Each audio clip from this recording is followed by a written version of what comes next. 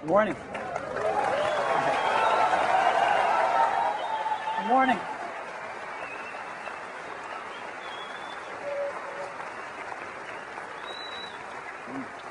Thank you. We're very happy to be here in New York. We got some great stuff to share with you this morning. So let's get started. The first thing I'd like to talk about is our new Apple retail stores. We've got, as you may know, the middle of May, we opened 2 Apple retail stores. One at Tyson's Corner in McLean, Virginia. That is the #1 mall for the Washington, D.C. area, one of the top 10 malls in the entire country. And second, in Glendale Galleria. That is a major mall in L.A., in the Valley. And they've been open for only 8 weeks now. And thanks to a lot of you who visited there, the results have been terrific. Just terrific. And we are now able to offer some of our customers a different way to buy their computers, a solutions-oriented way to buy their computers. We're opening 4 more stores in August, one in Willow Bend, a great new development in Dallas, Texas, carefully avoiding Austin and Houston. One in the Mall of America, the largest mall in the world in Minneapolis, Minnesota. One in Woodfield Mall in Chicago, Illinois, just right outside of Chicago, and one in North Shore Mall in Boston, Massachusetts. So, these 4 stores will open in August and take us to 6 stores on our way to get to 25 stores open by the end of this year. Now, we had a worldwide developers conference in May, and what we did was we made a video of the store to show them so that they could see where a lot of their software would be sold. And we also stayed up all night after the opening to edit together a video of our Glendale store opening. And I would like to share with you those videos now if you'd like to see them. You want to see them? Yeah? All right. Well, let's go ahead and run the video of the stores.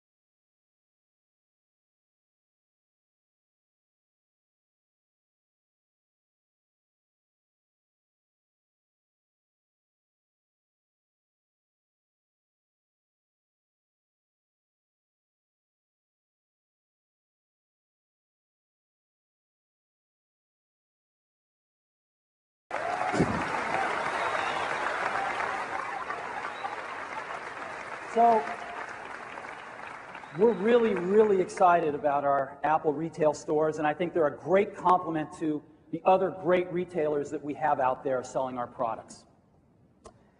So that's an update on Apple retail. Look forward to giving you more as the year progresses. We open more stores. Next, I'd like to talk about macOS 10. How many of you out there are using macOS 10? Raise your hand. All right. Good.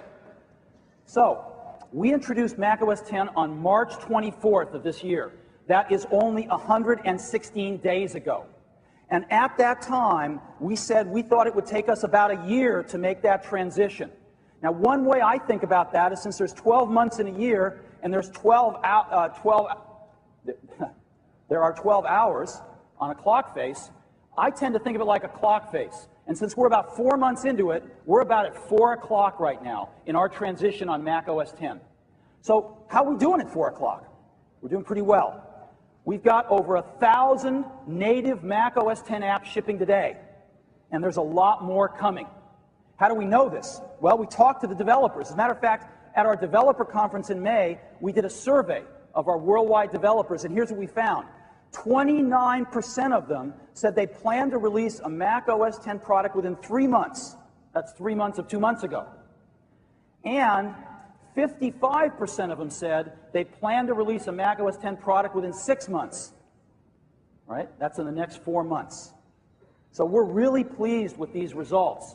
Now, I got a surprise for you. There's a lot of great software coming for macOS 10 in the next several months. And we asked 10 of the most exciting developers to show their apps here today. We've got 10 great apps running on macOS 10 that are coming soon to show you today. 10 on 10. So let's get started. The first of those is Microsoft with Office. And I'd like to invite Kevin Brown, the General Manager of Microsoft's Mac Business Unit, up to show us Microsoft Office running on macOS 10. Kevin?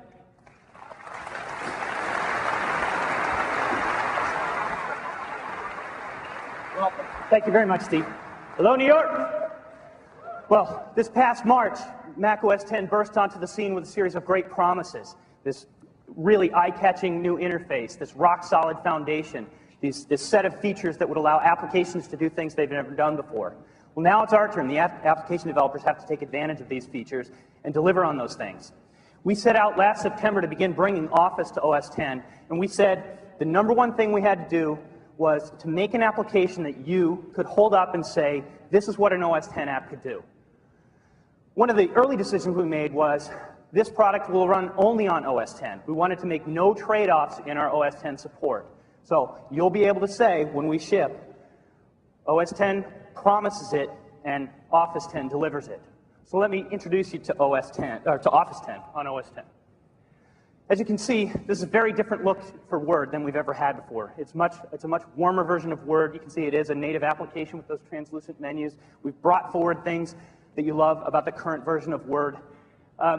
We redesigned 700 toolbar buttons with smooth graphics so that the application looks and feels like it really belongs on this system. We poured over, lovingly, 800-plus dialog boxes throughout Office to make sure each one is the very picture of the implementation of the Aqua spec. As you can see, there are these native controls. There's fast, responsive feel that you should get from an OS 10 application. But Aqua is about much more than just beauty. It helps make the applications more discoverable. For instance, by show of hands, how many people actually knew that you could split the screen in Word to be working in 2 different places in a Word doc at the same time? About 11 in the crowd, I think. So with Aqua, we can make that a much more discoverable function. One of the things people really like about Office 2001 is the formatting palette. And so we've added that for Office 10, and it's much improved. You can see that it's photorealistic. We had a lot of fun adding animation so that it's more discoverable how you turn it on and turn it off. The great thing about the formatting palette is it puts the tools that you need right at your fingertips, so you don't even need to go see the great work that we've done inside the dialog boxes. So that's a little bit about Word. We've paid the same great attention to detail in each of our applications. Here's Excel. Excel 10 is, I think, the best looking version of Excel we've ever shipped on any platform. Notice the photorealistic look of the tabs, the nice clean interface on the spreadsheet frame. One of the great things about Aqua is that we can make it much more discoverable where you're actually typing. Believe me, this is actually a problem among Excel users. You can actually lose your place. But with these soft shadows, you'll never do so in Excel 10. So there's Aqua, but there's so much more to OS 10 than just Aqua. We know you, as Mac users, chose this platform because you want to create the most graphically rich, stunning documents you possibly can. So we combined Office's tools with the power of OS 10 to enable you to do things you've never been able to do before in Office. You can actually see through that picture right to your data beyond. So that's just some of the things that you can do. One of the big promises that OS 10 makes is this reliability and stability and multitasking. The OS will deliver the ability for you to multitask between applications. But properly done, applications like Office are going to enable you to multitask within the applications. So I go to save this document and notice something else on the file list that I meant to do. So I can bring up another document, and here I can continue working in my document even while the panel is up on the other document. So your work is never blocked in OS 10 or in Office for OS 10. So I mentioned that we can do all of these great things with graphically rich documents. Let's actually take a look at a little bit of that by opening the drawing toolbar. Office contains over 150 auto shapes. These are just easily drawn common symbols that you use in your documents. You can do this in Office 2001, but the results are so much better in Office 10.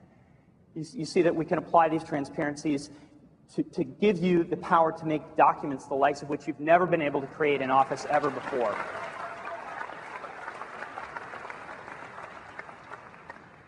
You know, I wonder if you could do that in charts. Tell you what, come to my feature presentation tomorrow morning and I'll show you all about Office 10 and the raft of other great things that we're doing for Mac OS 10. I hope we'll see you tomorrow. Thank you.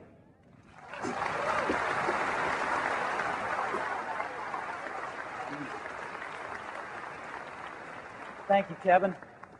Next up is Adobe, and I'm pleased to welcome Shantanu Narayan, Executive Vice President of Worldwide Products and Marketing from Adobe. Welcome, Shantanu. Thanks, Steve.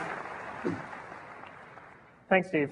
It's a pleasure to be here this morning. It's actually my son's birthday today, and he was very excited about my going to New York, which is always a mixed blessing. But that's because he knew I'd have first-hand information about all the new goodies that would be available soon for him. At Adobe, we believe that we're at the start of a third generation in publishing. We, along with Apple, helped create desktop publishing. The 90s saw web publishing. And there's a new era that Adobe, along with its partners, is labeling network publishing. Network publishing is characterized by the need to be able to access information anytime, anywhere, on any device. And our mission is to help you express your creativity with the help of Apple so that you can have visually rich, impactful communication across print, web, video, and wireless. We're very excited about OS 10, and we believe that it's a tremendous opportunity for our joint customers to be able to build and expand their business.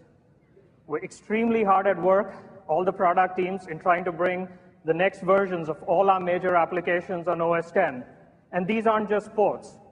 Every one of them will take advantage of the new features available in OS 10. And we're very excited about the performance improvements we've seen, as well as the opportunities accorded to us by the gorgeous Aqua interface. To illustrate our commitment to OS 10, I'd now like to ask Ted Alschbach to do a demo of 3 of our major applications on OS 10. Ted? Thanks, Shantanu. Well, what I'm showing here on screen for the first time is the version we have of Illustrator under development for OS 10. It looks just absolutely gorgeous with the Aqua interface. We've taken full advantage of everything OS 10 has to offer. We focus not just on new features, but also on performance enhancements. In fact, Illustrator now launches twice as fast as it did under OS 9. What you're seeing on screen right now, yeah, that's fantastic by itself. What you're seeing on screen right now is an artist rendition of Botticelli's Venus. Of course, Botticelli, were he alive today, would be using a Mac and OS 10 and the latest version of Illustrator to create Venus. And what's amazing about this was done entirely inside Illustrator. So these are all vector objects you can manipulate, you can change, but even Venus is surprised that she was created entirely inside Illustrator.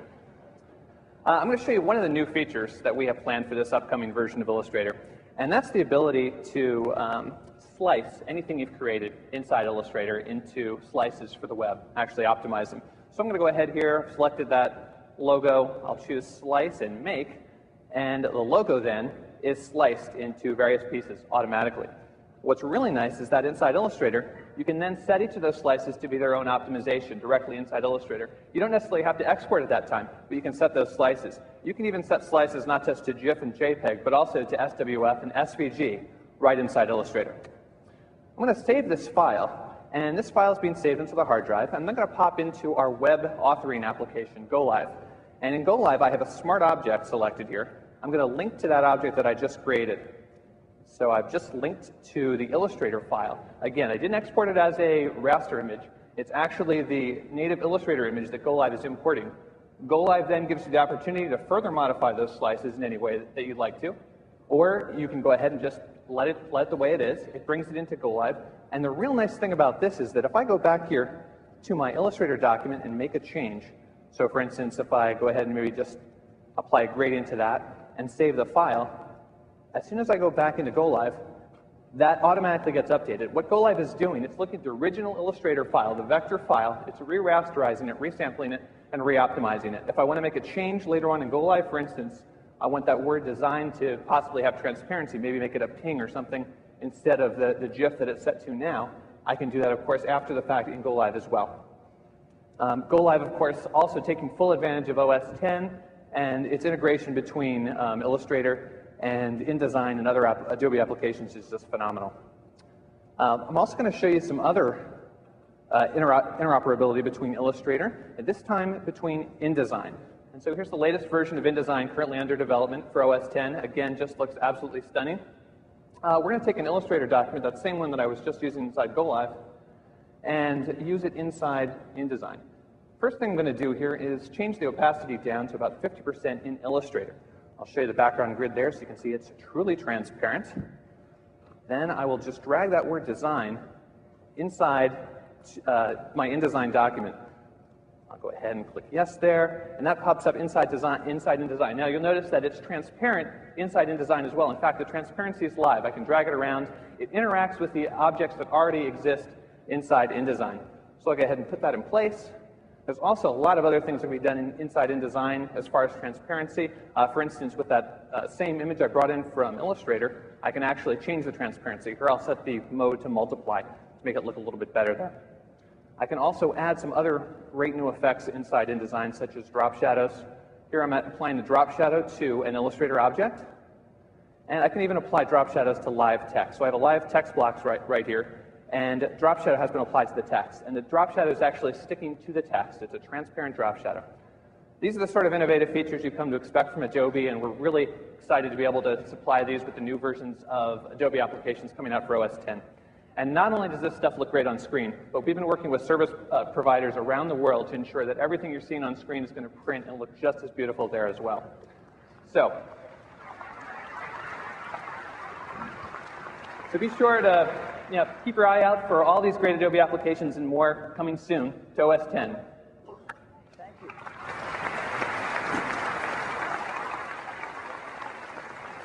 Thank you.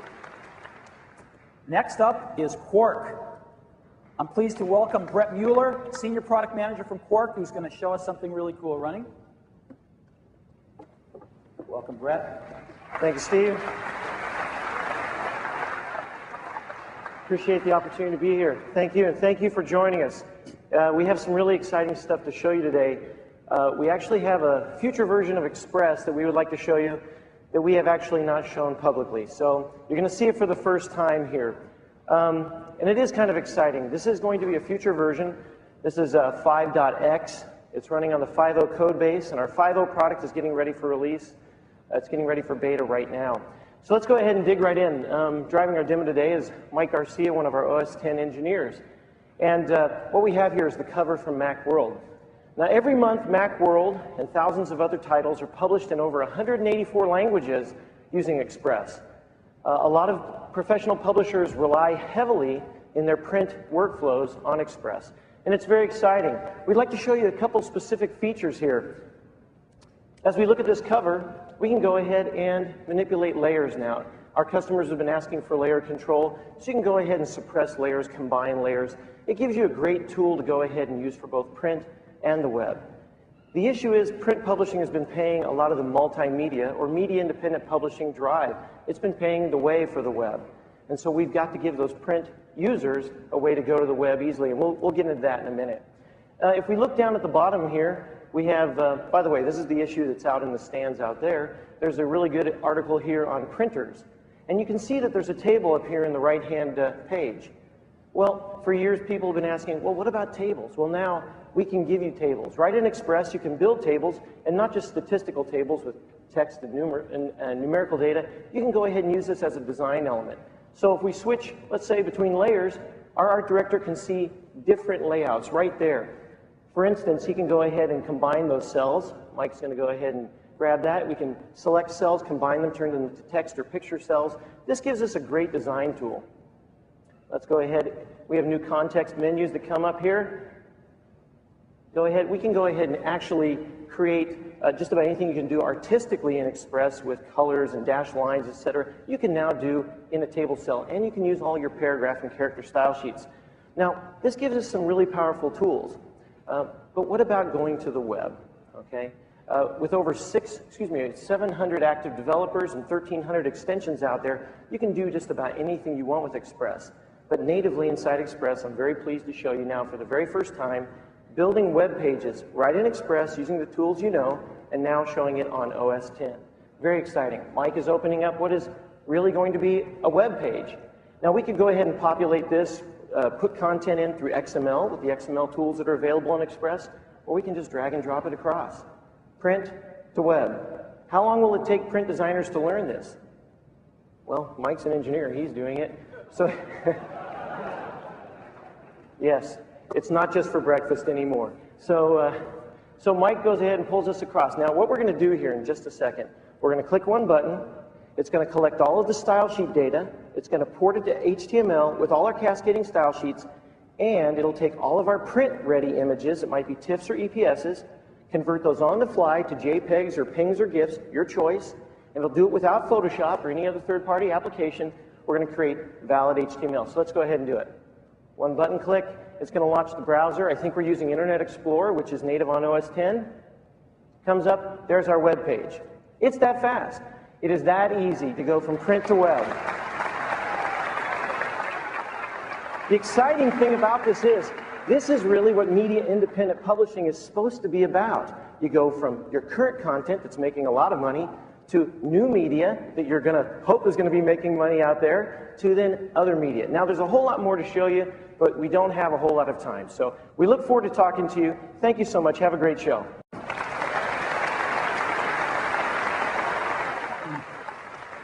Thank you. Next up, wrong screen.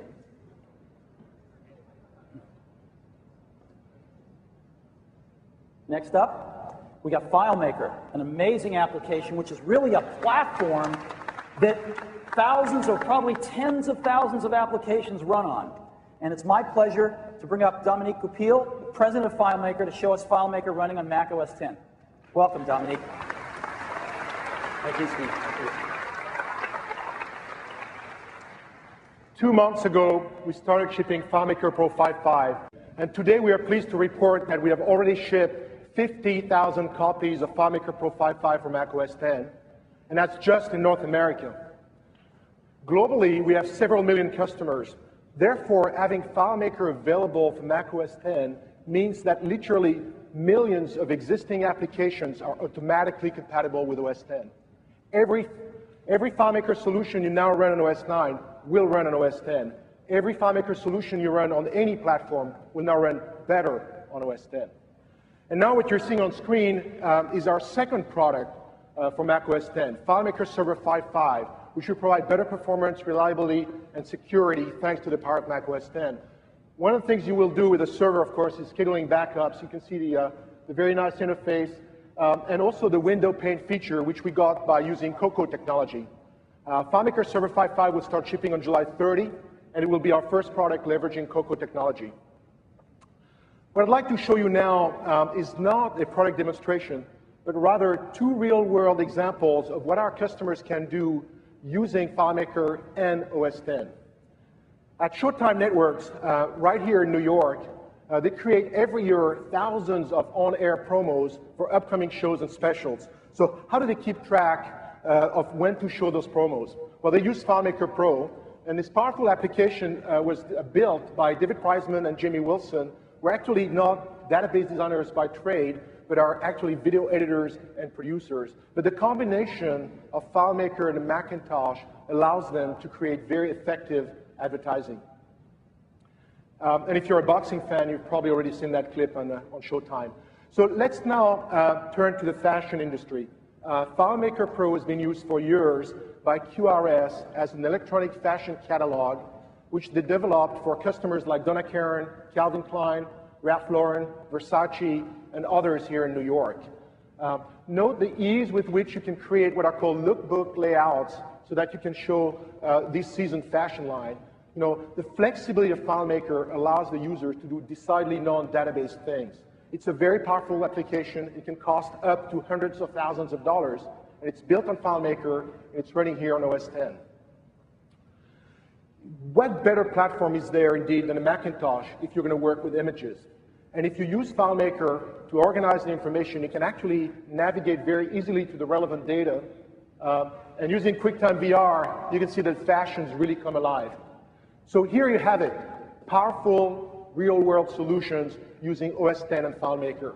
And the last thing I'd like to mention is that at FileMaker, our intent is not to ship one or two products for Mac OS X, but to make sure that by this fall, FileMaker will be one of the very first major software companies to have 100% of its products native for Mac OS X. Thank you.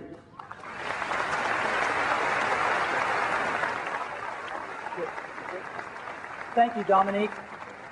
Now, what happens if you have an app you really want to run that's not going to run on Mac OS X? Well, there's a way to run it coming soon from Connectix. My pleasure to introduce Kurt Schmucker, who is the Vice President of Product Management from Connectix, to show us Virtual PC running on Mac OS X. Welcome. Good morning, Steve.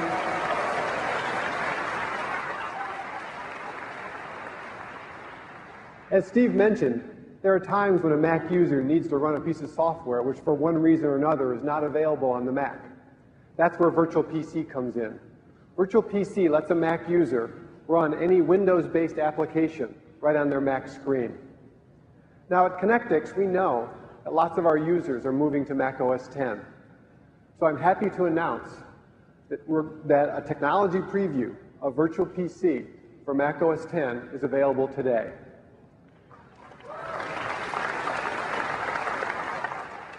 This technology preview, which we call the VPC Test Drive for Mac OS X, is a free download for any registered user of VPC 4.0. Let me show you the test drive. You can see here in this VPC window the OSs that we have loaded on this demo machine, and they include Windows 2000, Windows 95, Windows 98, Windows Millennium, Windows NT, and even the new Windows XP, which isn't even going to ship until the fall. These OSs are all on this machine, ready to launch in just a few seconds. So let's launch one of them. Let's launch Windows 98. When you launch an OS in Virtual PC, it's like waking up a PowerBook. It just takes a few seconds to have it available to you. And any of those OSs that have that characteristic. You can load as many of those OSs on your machine as you have disk space for, and you can run as many simultaneously as you have RAM for. Now you can see in this big blue window, inside that window is Windows 98. But outside that window, Mac OS X is still running. When you move the cursor back and forth across the edge of that window, you see it change from a Mac cursor to a Windows cursor. Now, of course, the thing that's really important and what you care about are the new applications you can run, the applications that wouldn't otherwise be available to a Mac user. I have lots of applications loaded into this copy of Windows 98, including the new Office XP suite, which isn't available for the Mac yet. But the application I'd like to show you today is AutoCAD. AutoCAD is an engineering application. It allows people to design complex three-dimensional blueprints of objects prior to their manufacture. And what we're loading here today is a blueprint of a car. And this is a car, as you can see, being drawn as each of the lines and curves that designs this car are brought into the system. A car is a relatively complex object, so when you get all these lines and everything in there, it's hard for you to see what's going on. So AutoCAD includes a way to render the car to see it as it will be when the car is finally done. You can see that here. So what you've just seen is AutoCAD, an application that's not available for the Mac, running on the Mac in the VPC test drive for Mac OS X. So visit our website to download your copy of the VPC test drive and come by the Connectix booth to learn even more about Virtual PC. Thank you very much.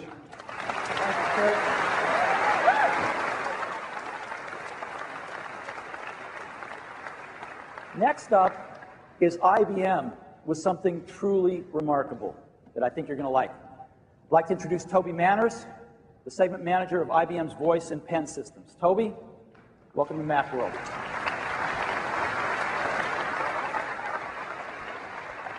Thank you very much.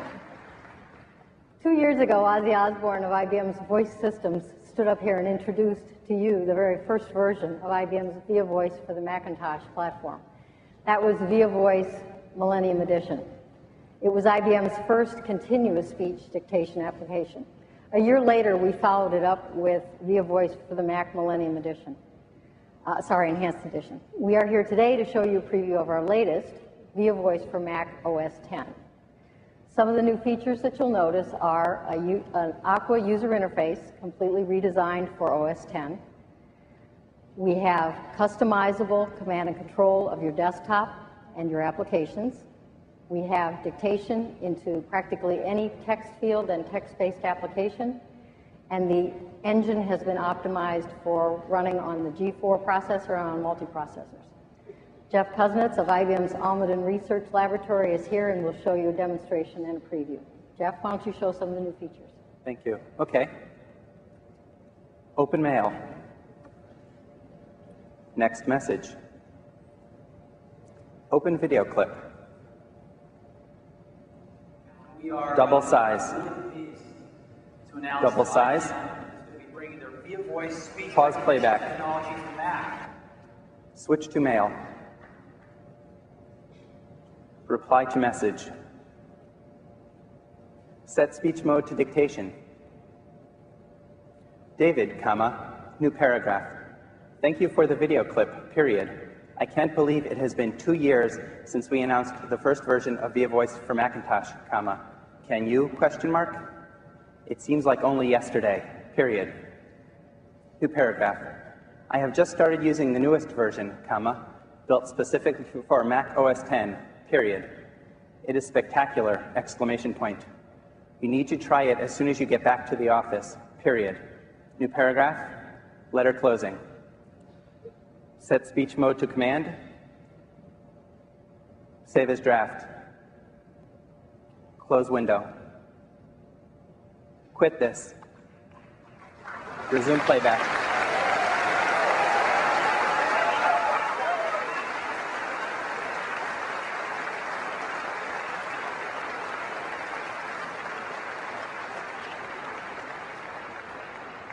Thank you all very much. VIA Voice for the Mac OS X will be available later this year. We're in booth 749. Come by anytime this week and you can see an enhanced, longer demonstration. We'd be more than happy to show it to you. Thanks very much.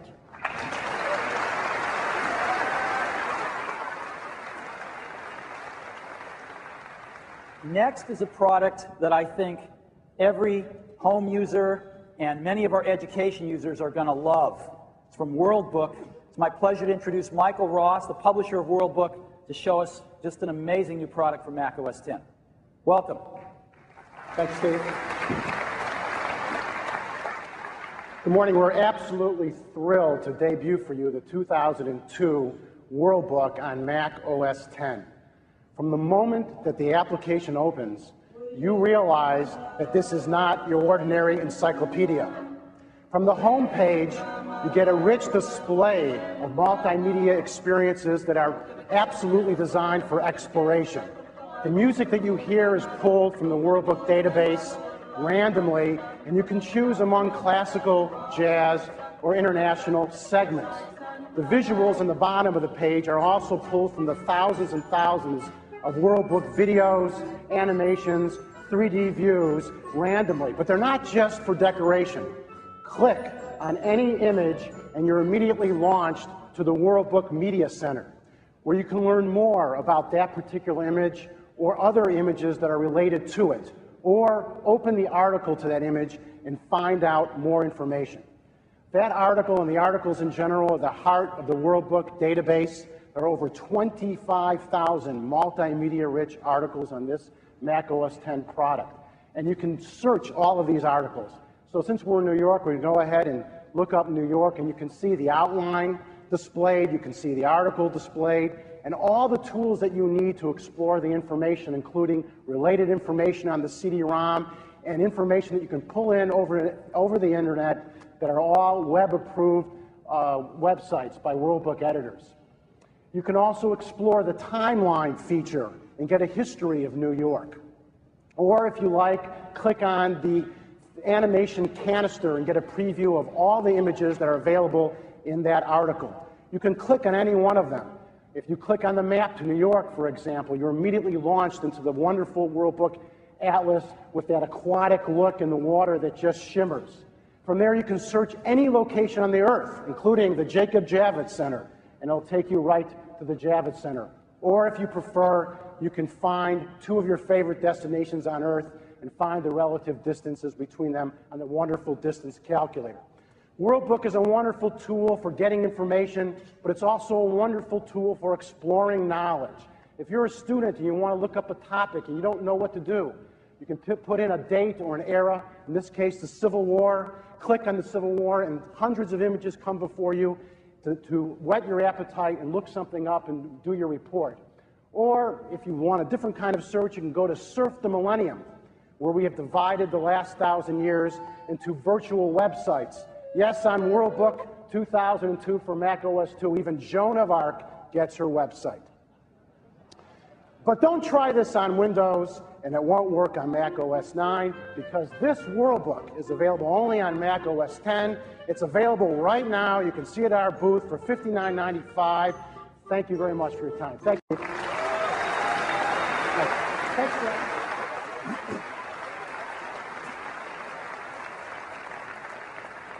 That's incredible, isn't it? That's incredible.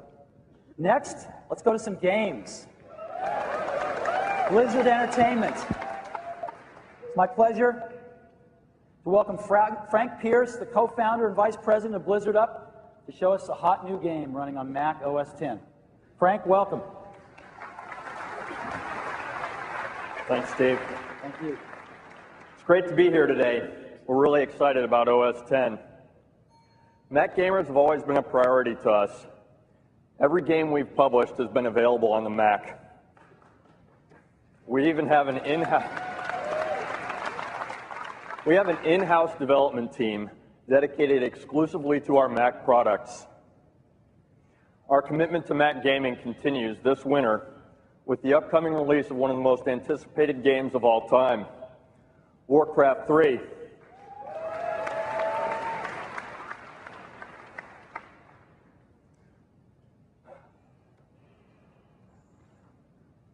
Our goal is a simultaneous worldwide release of Warcraft 3 on both the Mac and the PC. In a moment here, Scott is demonstrating the latest build of Warcraft 3. This is the first Blizzard game to use real-time 3D graphics. This version is carbonized, so it runs fast, and as you can see, it looks great on OS X. Warcraft 3 is a real-time strategy game that we're taking to the next level. There will be 4 playable races, and we're incorporating role-playing elements by giving you legendary heroes. Your heroes will have inventory and gain experience and abilities through the course of the game. And, as Scott will show you, Warcraft 3 will feature plenty of carnage.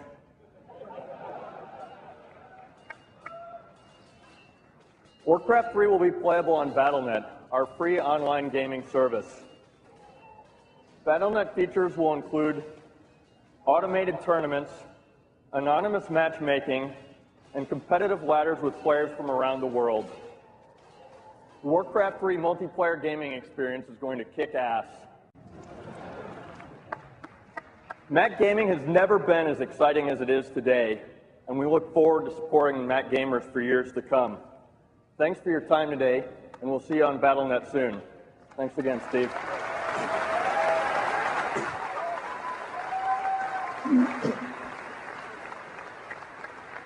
Warcraft 3, a simulation of the Microsoft AOL competition next year. Okay. Next, Aspire. It's my pleasure to welcome Mike Rogers, the president of Aspire, to show us something really wonderful running on Mac OS X. Welcome. Hi, Steve. Thank you.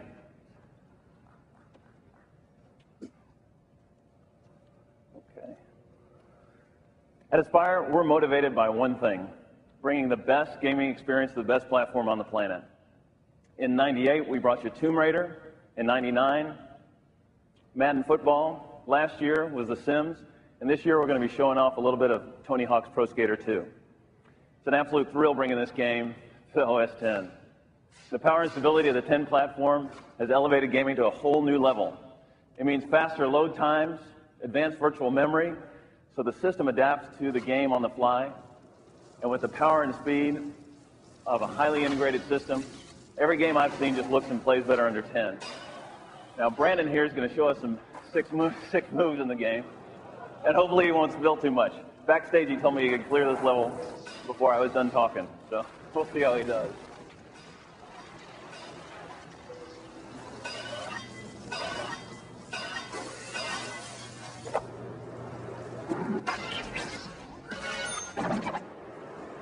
The game puts you in control of one of 13 of Skateboarders Elite.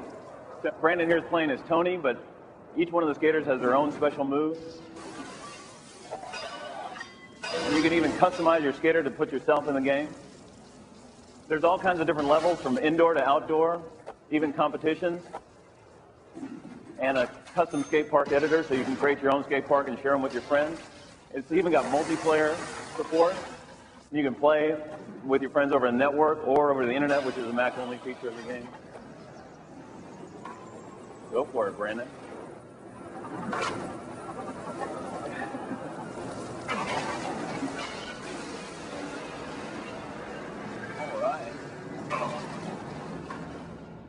So if you've ever wanted to try a fake E50 manual judo kickflip combo, almost, then this is your dream game come true. It's incredibly fun, incredibly addictive, easy to play, and it's got all the fun of the real world without any of the breaks and bruises. So Tony Hawk's Pro Skater 2 is available now at our booth for OS 9 and OS X. It ships with OS X version right in the box. We also have a bunch of other games that are OS X ready on display at our booth. So give it a try. Come on by.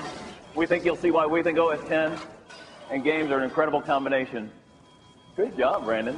Thanks a lot to Apple and everybody at Activision and Westlake that helped us bring the game out. Thank you, Steve.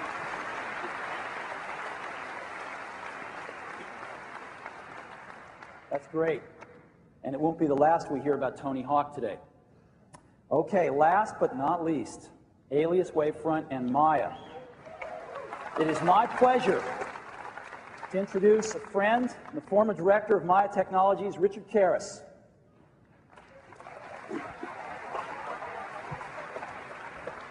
Welcome.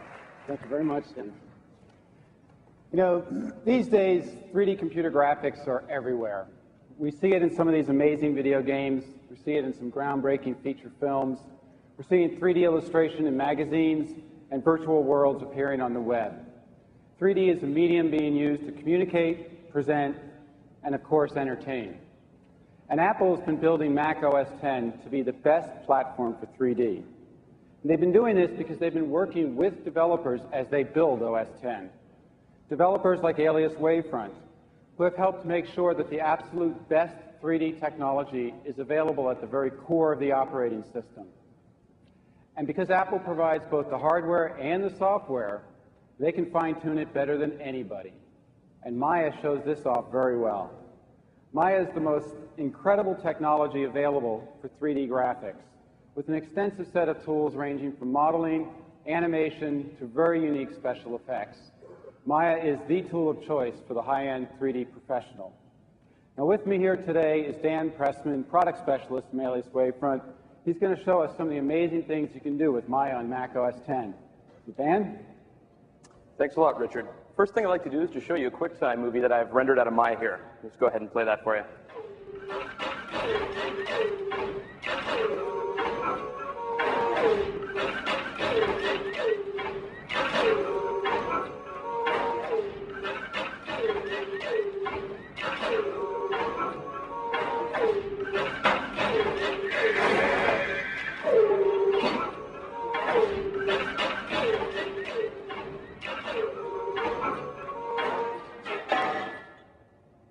So you can see the great rendering quality we have there. Now I'm just going to jump into Maya, and you can see that I have one of those robots loaded in. And let's just take a look at some of the stuff that was involved in setting that motion up. So the first thing I want to do is just select the robot, and I'm just going to set some keyframes for the robot animating along the conveyor belt. So I'm just going to sort of grab that whole assembly and slide it forward, and you can see the motion I've set up. So really basic right now, but because of Maya's advanced dynamic system, I can easily go in and rig this guy to be fully dynamic. So what's going to happen here is the legs are going to move, and you can see the entire upper body behaves realistically, being calculated by our dynamics engine. So this is being calculated on the fly here. And as you saw in the final, what we can do is animate this guy falling apart. So to do that, I can basically select all the hinges that are holding his body together, play him forward until a frame where I want him to fall apart, like so, and then just keyframe these hinges turning off over the course of one frame.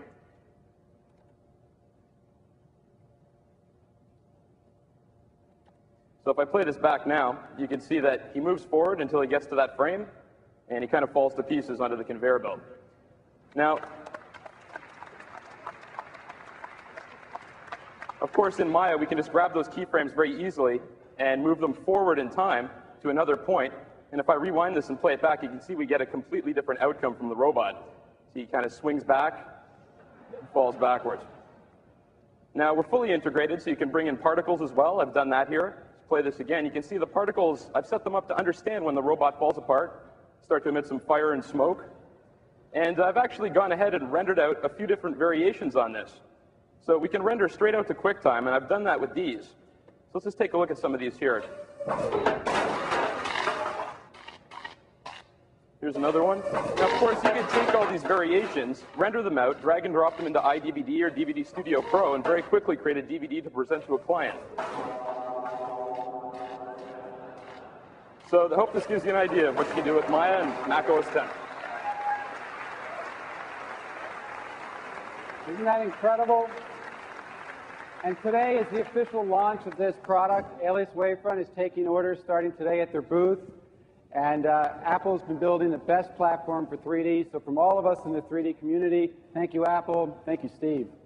Thank you.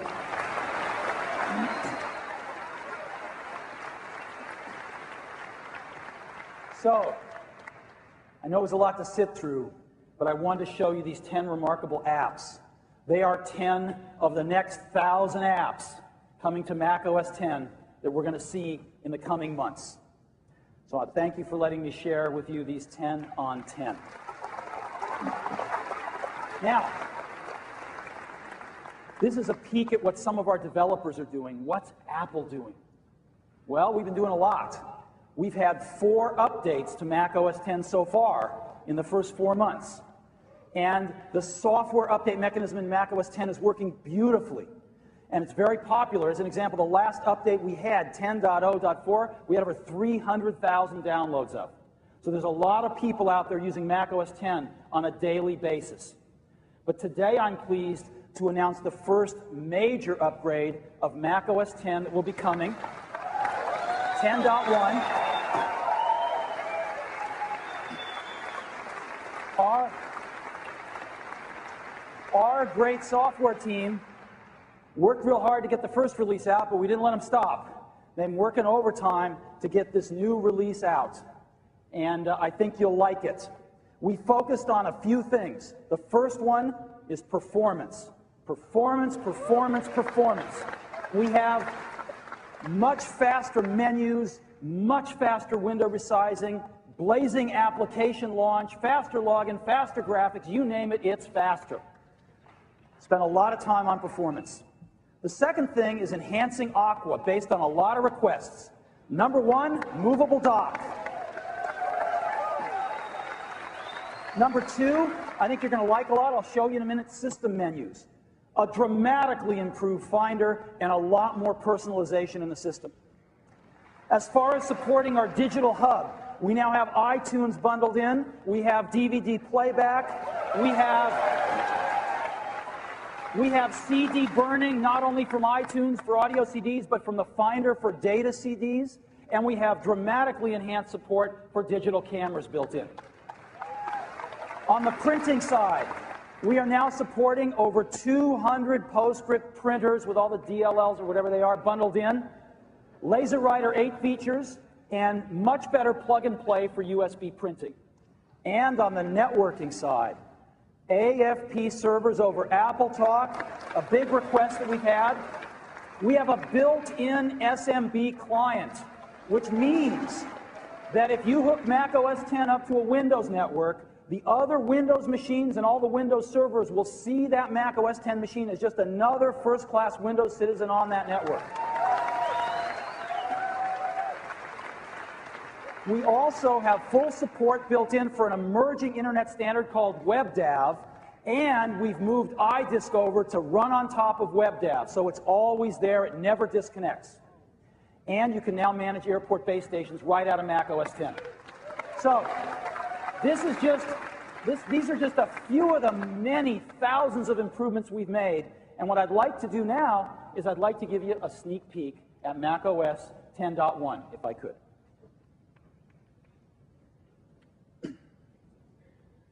All right.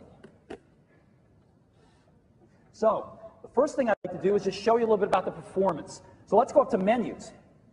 You'll see that menus are really fast now. Okay? So that's nice. One of the other things that people really wanted us to speed up was application launch. So I'm going to launch a photograph. I'm going to open a photo here, which is going to cause a launch of preview. Boom. There it is. Open. Let me quit that. Boom. There it is. Quit that. Boom. There it is. Let me open another text document. We'll open text edit. Boom. One bounce. All these applications are opening very, very fast, launching very, very fast. Let me launch Sherlock. Less than a bounce. Let me launch Mail. About a bounce. Okay? Now, these are our apps that we ship with Mac OS X. What about third-party apps? Well, Internet Explorer is a great poster child because it used to take over 5 bounces to launch IE. Let's take a look at it right now. 1 bounce.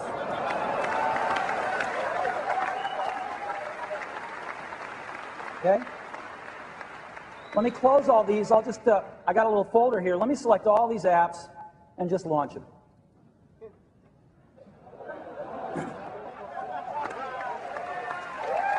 So,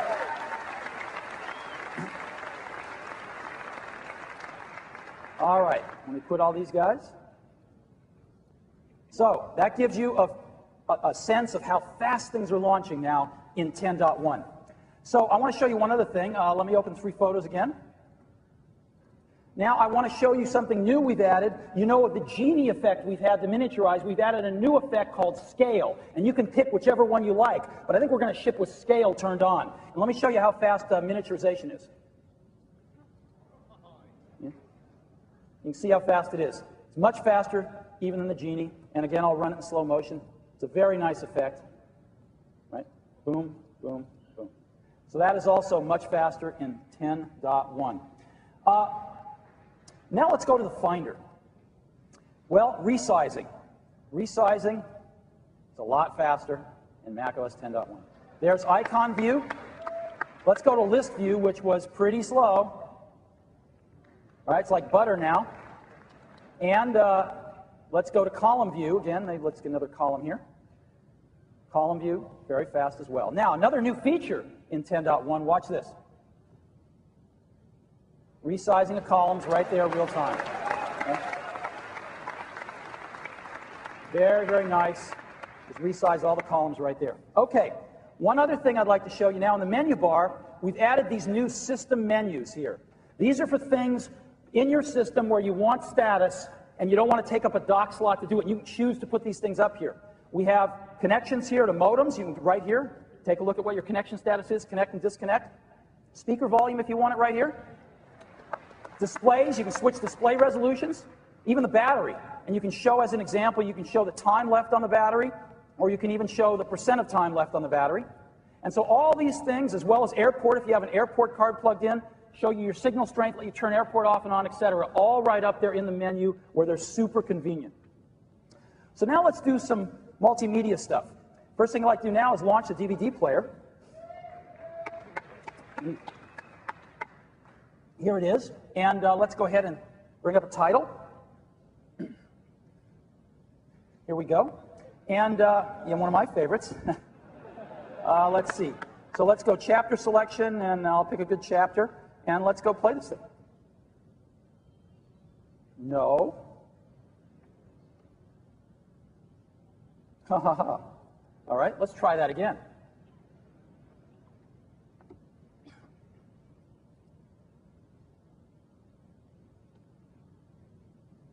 All right, chapter selection. Let's go over here. Let's try playing that, and let's play full frame.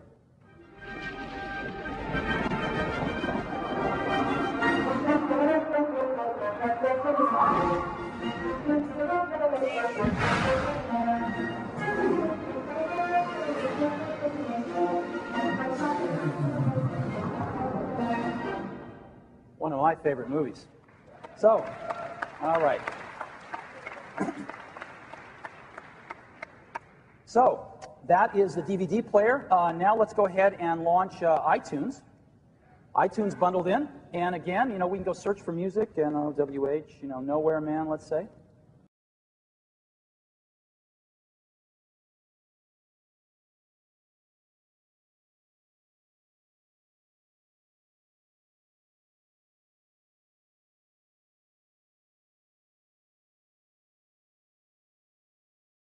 So iTunes bundled into macOS 10.1. And, one other thing I want to show you about iTunes, actually. Let's go ahead and what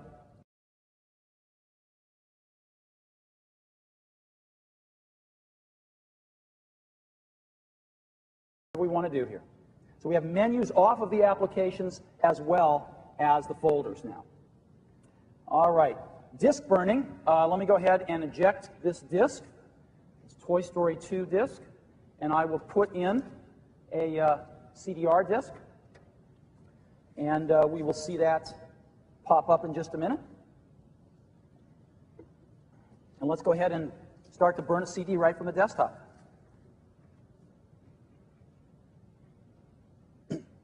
Takes a few minutes to figure out what kind of disk it is. Go ahead and prepare it, and it'll show up in just a second here. And now what I can do is just drag a few things right onto that disk, should it ever pop up. There it is. So let me go ahead and open it, and I'll just drag some things in like this. And I can just now, we have a burn button right on the toolbar if you choose to put it up there. And I can just pick burn. It says, do you want to burn? Yes. And I am now burning a data CD right from the desktop. So, all right. Another thing in the multimedia space is digital cameras. I've got a digital camera here with some photographs on it. Let's say I've just come back from taking these photographs, and all I have to do now to make them work with OS X is to turn the camera on, which can sometimes be the most time-consuming part of this process, and plug the USB cable right into, in this case, the keyboard. And if the camera indeed turned on, macOS X is going to recognize the camera, which it, I guess, didn't turn on here. Try turning the camera on.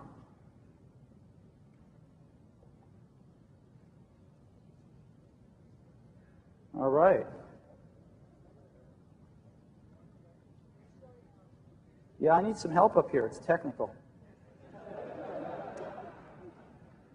My camera's not turning on. What's that? I did slide it and let go. Not turning on. Here. Okay. We'll let an expert see if he can turn it on. Hopefully he can. So I want to show you, got it on? Batteries have to go back in for me throwing it, sorry. All right, let me show you one last thing then. I'm going to show you the dock. So let's go get the dock preferences panel. Again, preferences launches in about a bounce. So let's go get the dock preferences panel. And as you know, we can change the dock size, right? We can change magnification, turn it off and on. We can automatically hide the dock or not. And now we can put the dock on the left, the bottom, or the right. Works just the same as it did before. Boom, boom. Really, really nice. Okay. Now what I'd like to do is, if we get this camera running, which it's not going to run, I'm afraid. All righty. Well, that's what I have to show you on Mac OS X, some of the new features of Mac OS 10.1.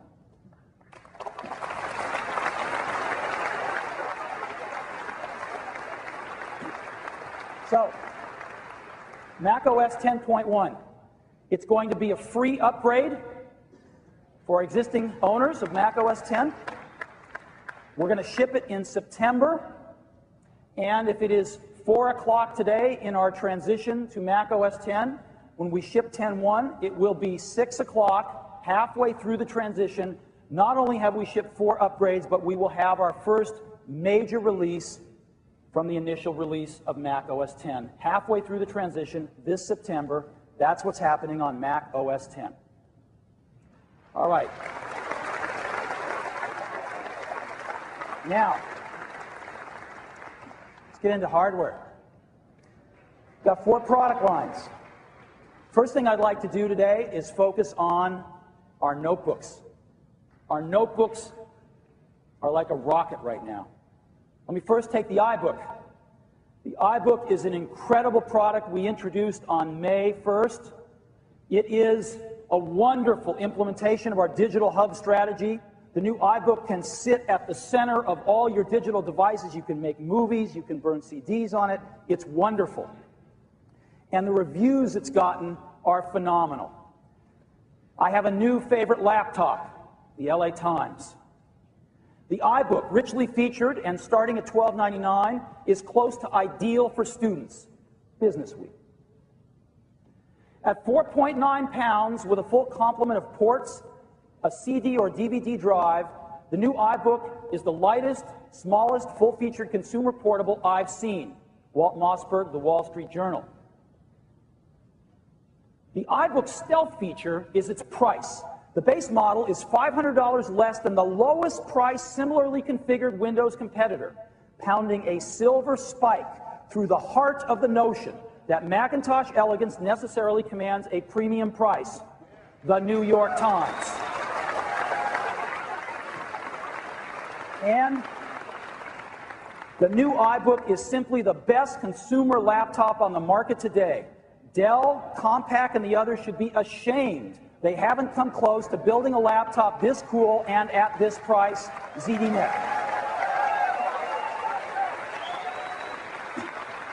So, we announced the new iBook on May 1st, and during the month of May and the month of June, last quarter, we shipped 182,000 of our new iBooks.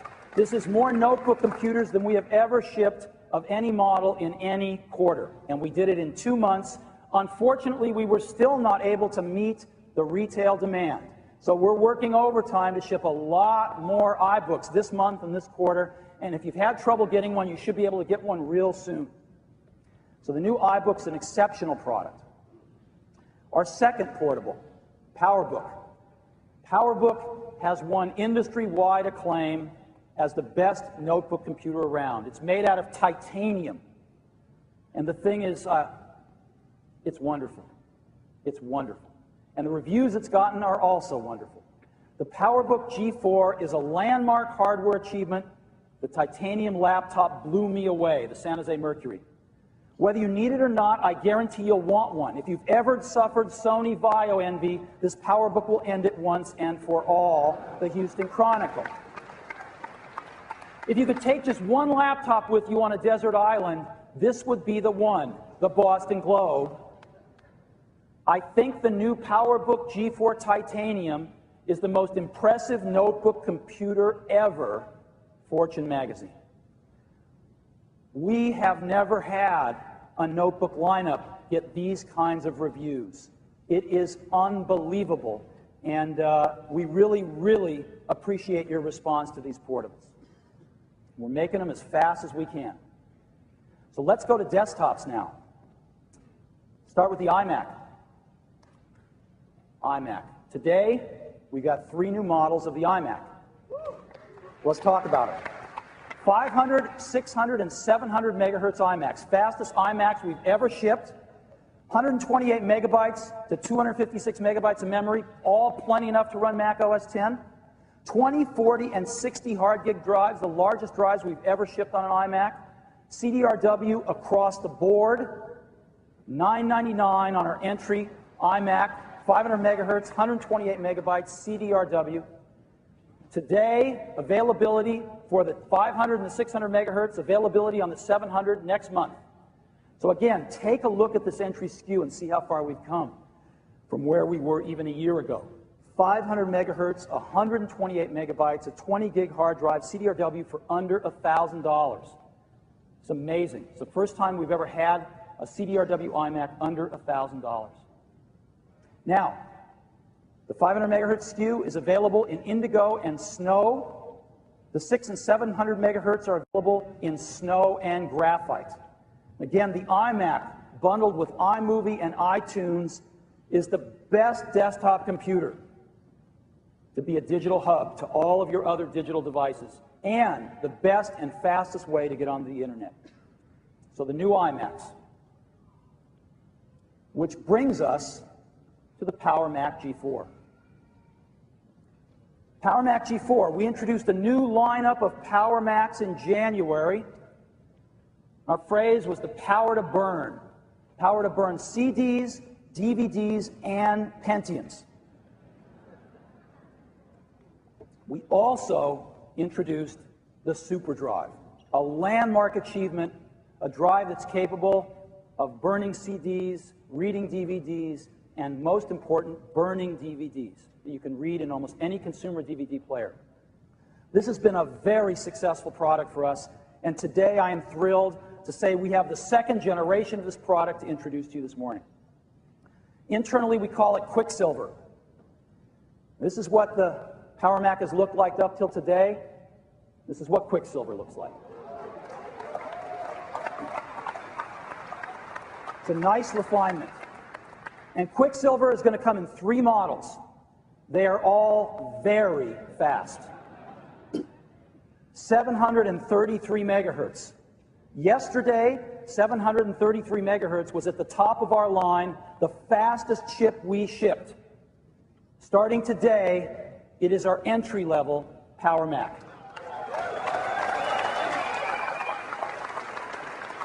Our mid-range is 867 megahertz, and we have a 2 megabyte L3 cache. This thing screams. And our high-end, by popular request from almost all of our pro customers, dual 800 megahertz with dual 2 megabyte level 3 caches. It's going to be the ultimate machine to run Mac OS X on. This machine delivers 12 gigaflops of sustained throughput. These machines are very fast. They all have 133 megahertz system and memory bus. They all have 5 slots, AGP4X graphics, FireWire, 3 drive bays, and gigabit Ethernet built in on the motherboard. And they all come in the award-winning enclosure we've come to know and love. Power Mac, where a pro customer can get at any component inside, be it memory, a drive, anything, just by opening one door. So 3 models. 733, 867, and dual 800. Single, and dual processor. Let's take a look at the configs. The 867 is the fastest chip we've ever shipped. The dual 800 is the fastest system we've ever shipped. 128 to 256 megabytes of memory. 40, 60, and 80 gigabyte drives. This is the largest hard drive we've ever shipped, and since you can fit 3 of them in the box, you can fit 1/4 terabyte in the Power Mac box now. NVIDIA GeForce 2 graphics cards across the line, except at the top end we have included a dual display card, which has both an Apple digital display output and a VGA output, so you can have 2 displays operating simultaneously with independent screens. This is the big one. CDRW at the entry, SuperDrive, not only on the high-end model, but we are bringing it down now to the mid-range. And the prices, $16.99, $24.99, $34.99. So, let's take a look at these SKUs. The entry level, it cost $3,500 yesterday to get a 733 megahertz G4. It costs $16.99 today. It cost $34.99 to get a SuperDrive yesterday. That's $1,000 less today with an incredible config with an 867 megahertz G4.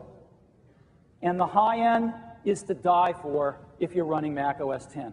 Dual processors, 80 gigabyte hard drive, dual display and SuperDrive for $34.99. We're very, very pleased with these configs. Now let's talk about the SuperDrive for a minute for those of you who haven't used one yet.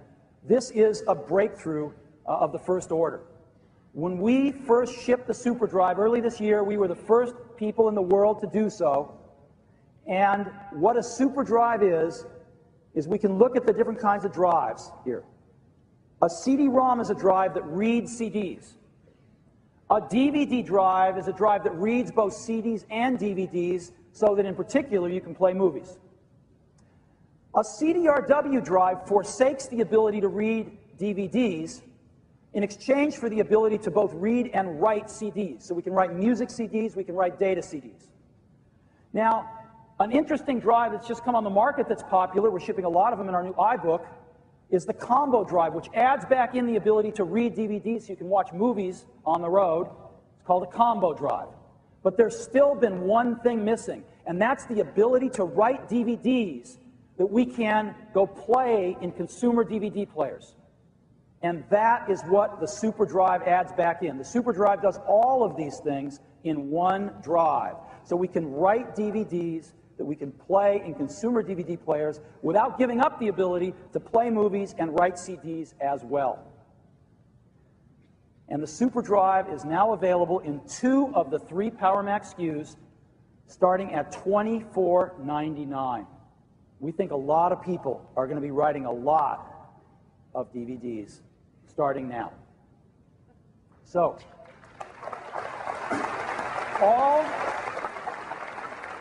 all of these new Power Macs, of course, are powered with the incredibly fast G4 chip. But how does this stack up against Intel's Pentium 4? We've got an 867 megahertz G4 trying to compete with a 1.7 gigahertz Pentium 4. They say they've released a 1.8, but we tried to buy one the last few weeks, and we can't find one anywhere. So my guess is they'll be out soon. So we had to settle for a 1.7 gigahertz one. How do they compare? Well, I'd like to invite Phil Schiller, our Vice President of Worldwide Product Marketing, up, and let's have a showdown. Hi, Phil. Hey, Steve. What do we have here today? Good morning. This is my favorite part of the show. This is the part where we get to see whether our favorite computer, the super fast Power Mac, can really keep up with these amazingly high megahertz Pentium 4s. You see on the screen, we have 2 computers here, a Power Mac G4 on the left screen, running at 867 megahertz, and an Intel Pentium 4 system at 1.7 gigahertz. Now they're both configured the same, like gigabyte of memory, same drives, same NVIDIA graphic cards. And what we want to do is put them side by side, running the latest software exactly the same on both machines with exactly the same files, and see how they do. So Steve, if you can help me up. Yep. I'd like to bring up Media Cleaner. This is new Media Cleaner 5. And what we're going to do is we're going to do a very processor-intensive and system-intensive task that a lot of our pro customers do, putting up content with QuickTime and other media applications. It's encoding and decoding and doing a lot of very powerful work. So, to begin with, if you want to give us a countdown, first we have to start up pre-flight it by hitting play. And it's going to give us a prompt for an output file it's going to make. So if the count of 3. 3, 2, 1, go. So now what we're doing is starting with the source QuickTime movie. We're going to deinterlace it because it's coming from an NTC video. Has to be deinterlaced it. We're going to crop it, and we're going to encode it with the brand new Sorensen 3 video codec. So a lot of high-end processing performance. And the machines are both going. It's a brand new movie trailer that went up on Friday on our movie trailer website, up on apple.com. It's the kind of work our developers do every single day. And as you see, the Power Mac is moving ahead on the left, the Pentium 4 trying to keep up on the right. It's an appropriate video clip for here because, of course, as you all know, Spider-Man is from New York. Every time you watch video on the web, somebody has done this or something very similar to this. So this is a very, very common thing that's done all the time by our customers.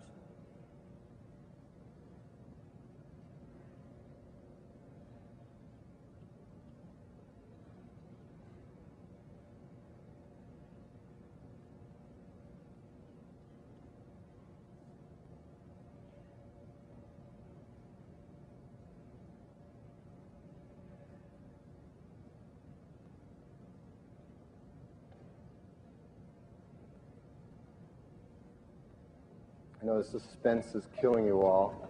What is going to happen?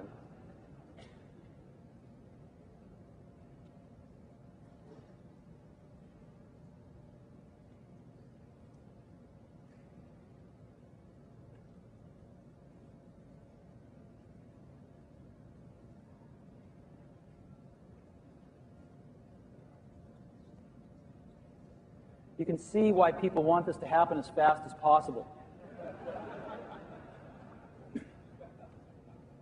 All right, Power Mac is just about done here. And the 1.7 gigahertz Pentium 4 looks a little under halfway done.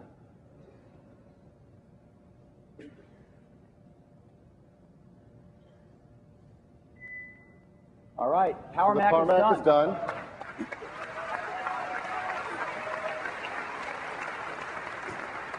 While we're waiting, why don't you play the video? All right. Take a look at this clip we've just encoded.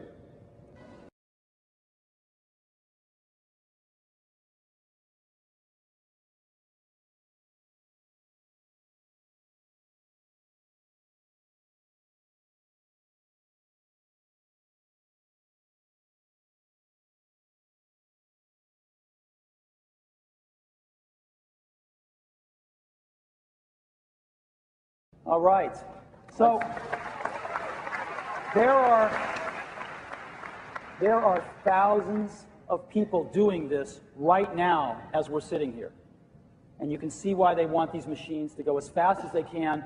The 1.7 gigahertz Pentium looks to be a little over halfway done, so we're going to let it rest in peace here and go on to our next demo. All right. Phil, what's next? All right, well, a performance demo for our customers who use Power Macs wouldn't be complete with a demo of Photoshop. It's one of the most used apps by our Power Mac customers. It really takes full advantage of everything the system has to offer, the velocity engine, the memory bus performance, graphics, and the hard drive to do amazing things for amazing documents that our customers create. We again have a 867 megahertz G4 on the left and a 1.7 gigahertz Pentium on the right. All right, let's bring up Photoshop here. Okay, now this is a document, the exact same document in both machines, and for those who have watched this before, you know that with Photoshop, not only can we move the same document cross-platform, but we can go through and script a series of actions that an artist would actually do to create a document, as the case here. Now, on every one of these demos, I always ask Phil and his team, is there any trickery going on here? Is this totally straight? Is this exactly what somebody does every day? And the answer is always yes, and we police these things very, very strictly. But I can guarantee you this one's yes, because I am familiar with what you're about to see. All right. 3, 2, 1, go. So we have a movie poster here that was created by an artist with actual output from some very high-end 3D software. And we're going through a 200 megabyte file that has over 100 actions that an artist would do to create this document. We're bringing in different layers. We're transforming them. We're using fills and gradients, unsharp masks and color lenses.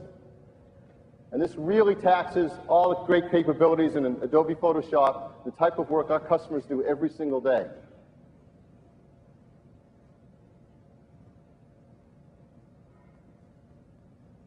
The Mac is done.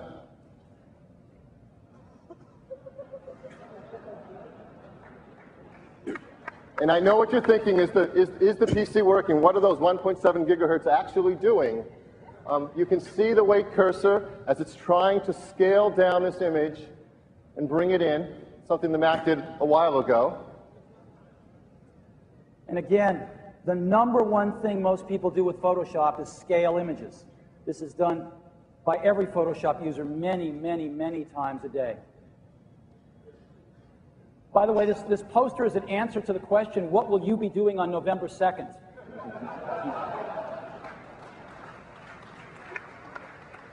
You sure this thing's running? Okay, yep. Good.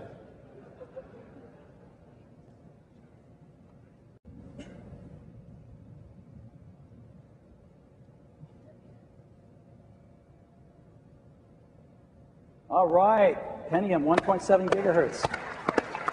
So, thank you, Phil. Thanks, Steve. So, in our showdown, we've got an 867 megahertz G4 against a 1.7 gigahertz Pentium 4. And in the showdown, in the showdown, the G4 completed the task in 45 seconds. The Pentium 4 took 82 seconds for the same exact task. That means the G4 at this task is 80% faster than a 1.7 gigahertz Pentium. Now, I know what you're thinking. How can this be? How can this be? And the answer to this question is a technical one, but the name that we've given it is the megahertz myth. And to explain the megahertz myth for us, I've asked John Rubinstein, our Senior Vice President of Hardware at Apple, to come up and give us a brief tutorial on the megahertz myth. John? Thank you. All yours. Thank you, Steve. Morning, everybody. Okay, so you just saw the G4 beat the Pentium 4. And some of you are thinking to yourselves, wait a minute, 1.8 gigahertz, that's twice as fast as 867 megahertz.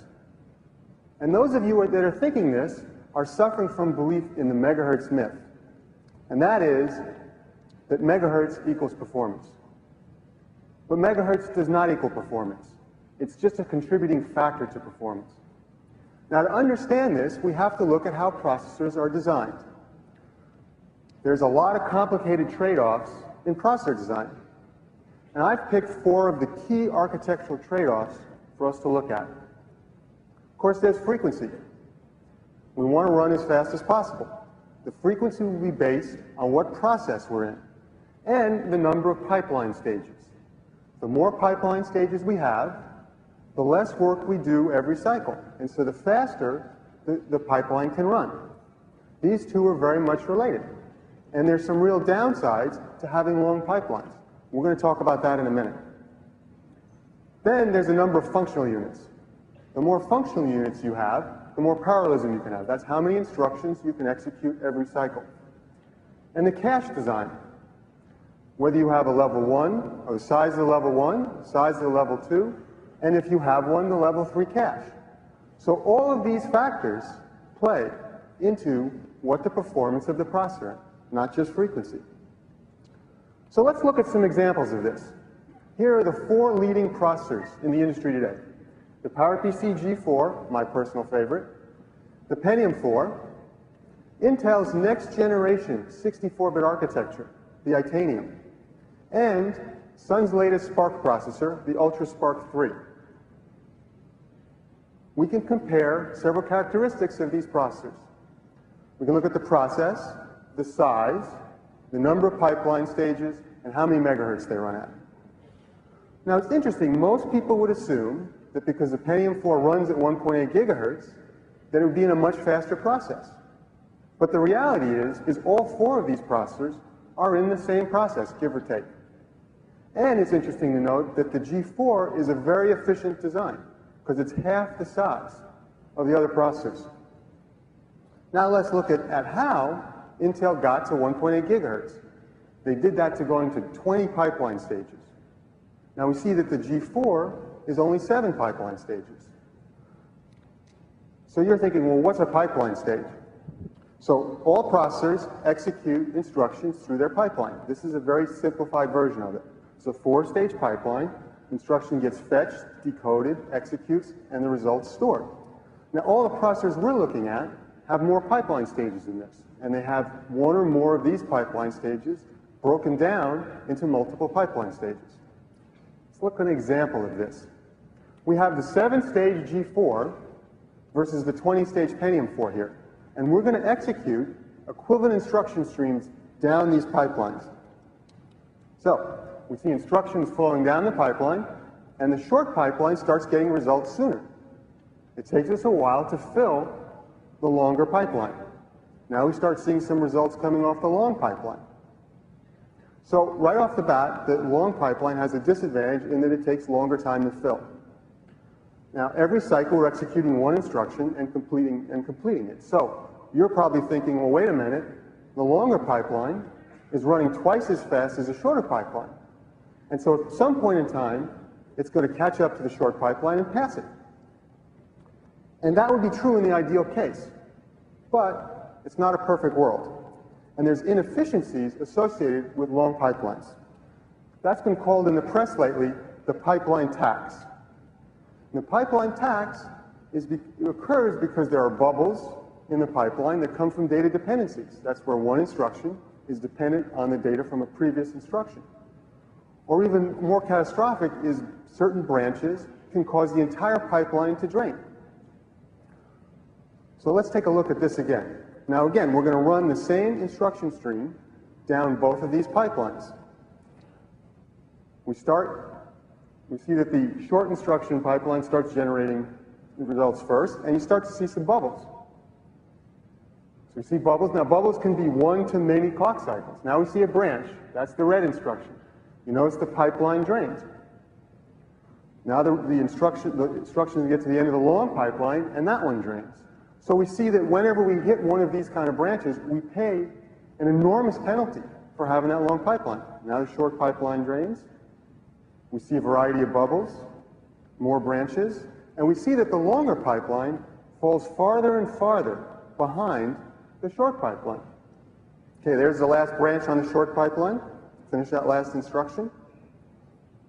Continue executing along. There's the final branch for the long pipeline. Now these branches, data dependencies, occur very often, right? And it really depends on what your code looks like. Okay, now we'll finish up that last instruction. And we're done on the long pipeline. So let's go back and compare our 4 processors again. Okay, we have the Pentium 4 running at 1.8 gigahertz and those 20 pipeline stages. It's interesting to look at the Itanium because, again, Intel's next generation processor, they chose to go with 10 pipeline stages. Note that it runs at 800 megahertz. And we see the UltraSpark 3 has 14 pipeline stages and runs at 900 megahertz. So the G4 is an extremely efficient design in that it only has 7 pipeline stages and yet runs at the same speed as other processors that have much longer pipelines. So I hope that this gets you to understand that performance is more than just megahertz. And I hope you're not fooled by the megahertz myth. Thank you, everybody.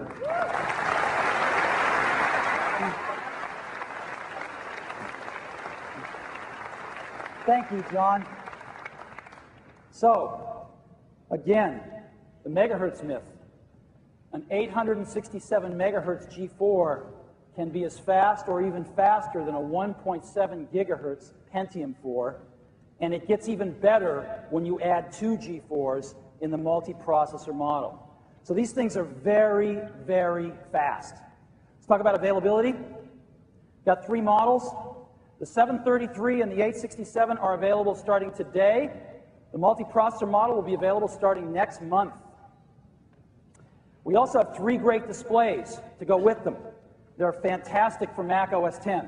They all are active matrix LCD. They are all digitally driven from the computer, so you get the most precise, crisp images. They all have a built-in USB hub, so you get 2 USB ports right on the display, and they are all powered from the computer, so you don't need these power bricks lying around. And all of that is over one cable, the power, the USB, and the digital signaling. So 3 displays. We have a 22-inch cinema display, the finest flat display in the industry by far. Our new 17-inch display, 1280 by 1024, and our 15-inch display, 10 by 7. And 3 aggressive prices. We've lowered the price on the cinema display down to $24.99. Our 17-inch is under $1,000 and $599 for a 15-inch. So these are very, very high quality, very affordable displays that are designed to go perfectly with the Power Mac G4. So I've made a video now that I'd love to show you about our new Power Mac lineup. So let's roll the video.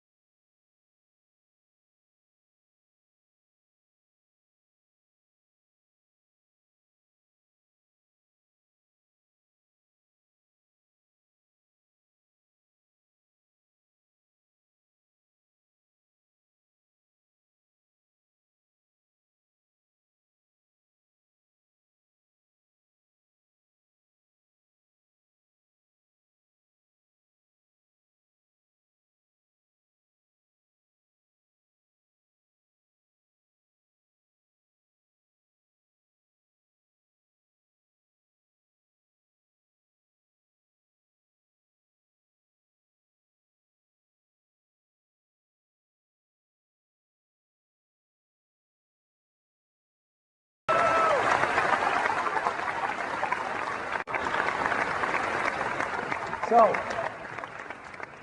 the new Power Mac G4 is really fast. And that completes our product lineup today. Got one last thing I want to show you, but before that, I'm going to go back here to OS 10, and I'm going to show you in 10.1 what we can do with digital photography.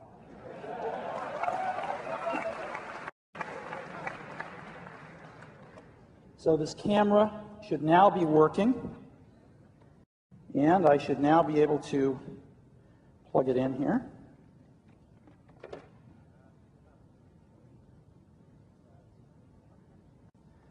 All righty. Now, hopefully, the camera is on. Maybe not.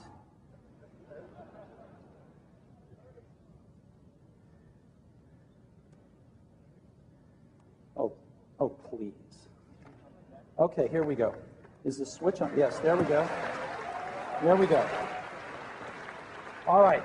So when it detects a digital camera plugged in, Mac OS X automatically launches an app, the image capture app, loads all of the pictures off the camera and into your pictures folder without doing a thing. And so here we are, opens the Finder, there's my pictures folder, and here's all these pictures right off the digital camera. I can click on one and get a full-size image there, right? See, these are large images. These are several megabytes apiece. But let me do something really cool. I'm going to go to Preview, and all I have to do is go into the Screensaver panel on Preview, and I'm going to set the screensaver to be a slideshow, and I'm going to say Test. It automatically goes to my Pictures folder and makes a screensaver out of whatever pictures are in the Pictures folder and uses OpenGL to zoom into them and to do a cross-dissolve to other pictures. This can happen within a few seconds after you're getting back from a trip and plugging in your digital camera into Mac OS X.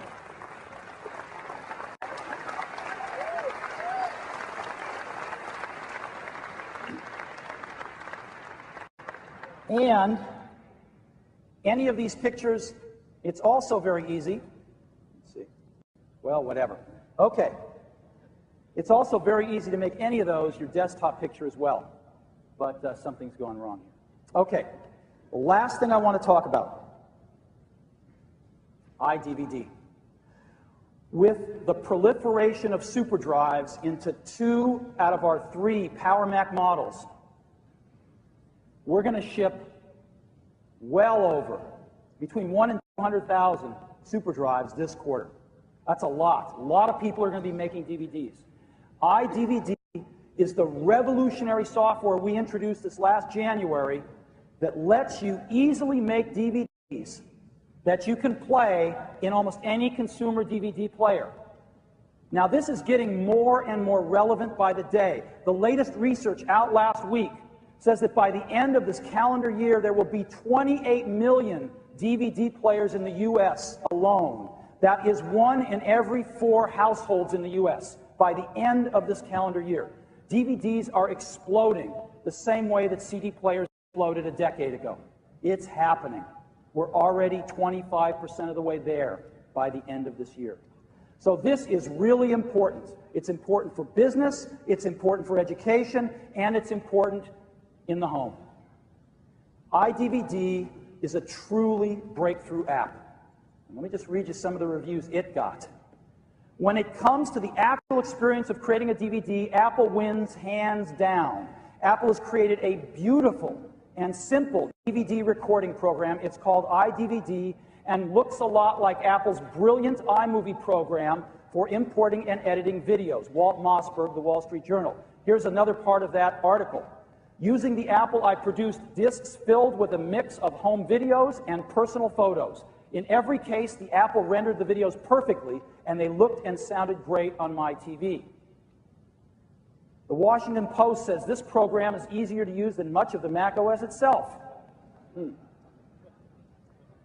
Designing the DVD itself requires Apple's free iDVD program, which is about as difficult to master as a grapefruit. The finished product is a DVD that plays with pristine sound, color, and resolution in almost any DVD player, the New York Times.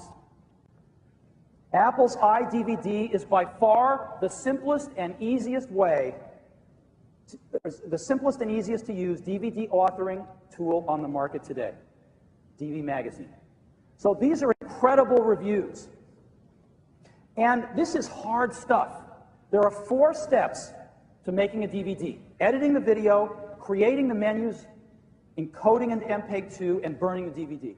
So let's examine these. Editing the videos, we have the 2 most popular video editing programs on the planet now. iMovie is the most popular consumer and education and semi-pro video editing program in the world, and Final Cut Pro now has become the most popular by volume editing program for pros. But we don't limit it to that. iDVD works with video from any source, including Adobe Premiere and Avid and any other video source that can generate a QuickTime file. So anything out there pretty much can be a source for iDVD. And digital cameras can too. An incredible thing about DVDs is they can store tens of thousands of digital photographs. It's one of the best ways to look at digital photography ever. So that's editing the video. The next 3 steps iDVD manages for you. So let's look at it. Creating the menus, I'm going to show you in a minute, but iDVD lets you drag and drop your videos into a very simple window which creates the menus entirely for you. It's so simple. So this is the easiest part. Encoding into MPEG-2. What's MPEG-2? MPEG-2 is the compression standard that every consumer DVD player is built to understand. You have to be an MPEG-2 if you want to play on DVD players. Now, when we looked at doing this, we looked at hardware and software. Hardware looked attractive until we found out the price. About $1,000 worth of hardware to do it at the pristine quality which our customers would demand from us. So we said, nope, it ain't hardware. Let's look at software. The problem with software compression is, though it is even finer quality than hardware compression, or can be if you have the right algorithms, it's very slow. And the fastest stuff we could find was 25x, which meant if you had an hour's worth of video, it would take 25 hours to compress it into MPEG-2. Not so good. We had a technical breakthrough using the GeForce Velocity engine, and we were able to reduce that 25x down to 2x. Hours worth of video, take 2 hours to compress on your G4, a lot better than 25. And now, with our dual 800 megahertz G4s, we've taken that 2x, and we're actually a little smidgen less than 1x now. So that is encoding to MPEG-2. And burning the DVD, iDVD manages this with a super drive to actually burn the physical DVD. So these are the 4 steps. Again, iDVD manages the bottom 3. It is a revolutionary app. But today, it's my pleasure to share something really special with you. We've been working on real hard, and that is a preview of the successor to iDVD, iDVD 2. Now, iDVD 2 adds the one big thing that will take the DVDs you can make up to a level where they are as impressive or even more impressive than most of the Hollywood DVDs you can go out and buy today, and that is motion menus.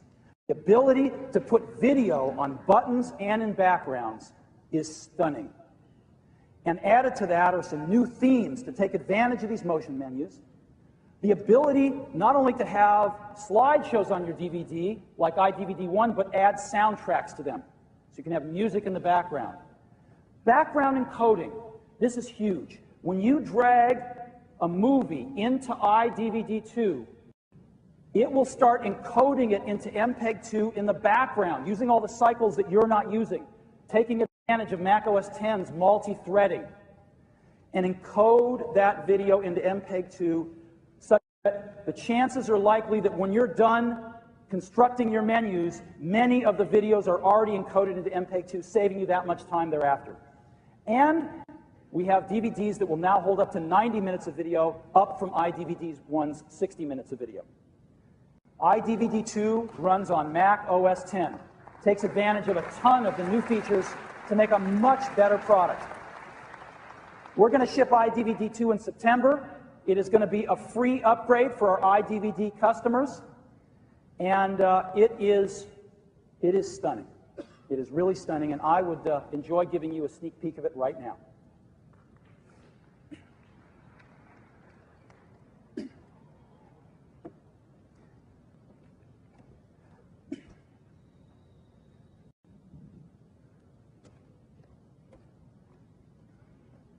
Okay.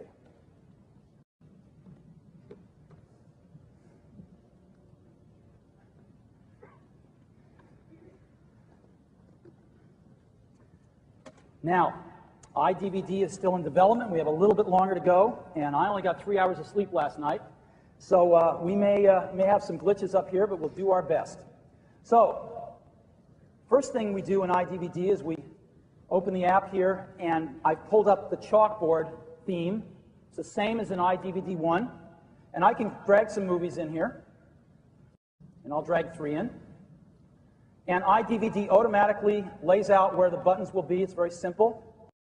And I can actually just click on one of these and set the thumbnail anywhere I want to. And this is just exactly like iDVD 1. And I can make a DVD this way, and I can just push this burn button, and it will go ahead and lay out my DVD and burn it. That's that. It's exactly what iDVD 1 did. And I can move these things around, of course, and things like that. Now, iDVD 2, though, adds a huge feature, and again, that is motion menus. Let me go ahead and show that to you. There you go. You can have video in your buttons. So these are the actual videos playing, and they're dropping some frames right here because we're playing 3 of them, but in your actual DVD, they're smooth as silk. They're beautiful. We can even go in here if we want to and customize that and say, well, let's even add some, let's add some music here.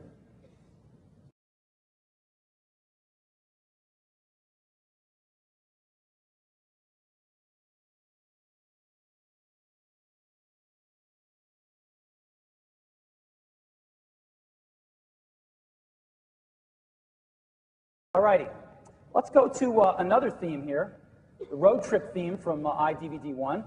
And again, I'll just I'll add a fun song here.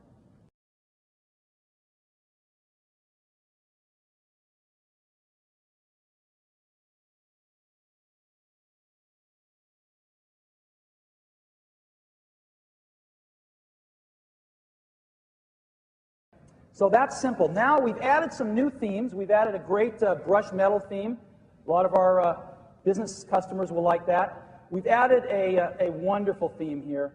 This is called Parchment. And again, whoops, don't want Johnny Cash on this one. Let's go ahead and turn this one on. And again, you know, you can drag in 4 movies here, and it'll just reorient itself. And again, all these things are live. Right? Live menus. All righty. Let's go back to 3 here. Here's a wonderful new theme. This is called Claim Check. And, whoops, isn't this great?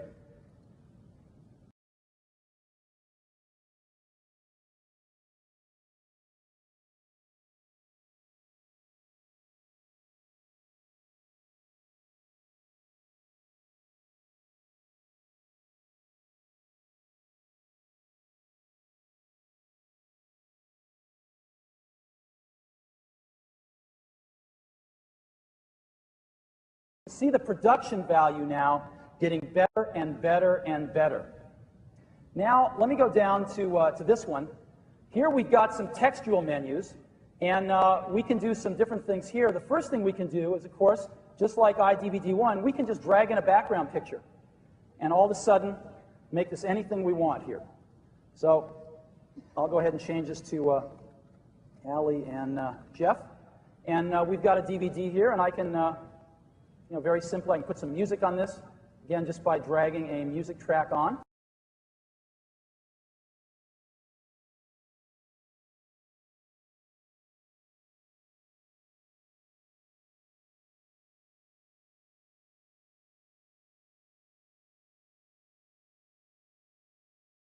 We've also come up with some themes that actually have background motion in the theme so that you don't even have to add your own background video to this. So let me go ahead and choose this one. This is an obvious one. I'll, you know. Here's one here, and I can just turn this on.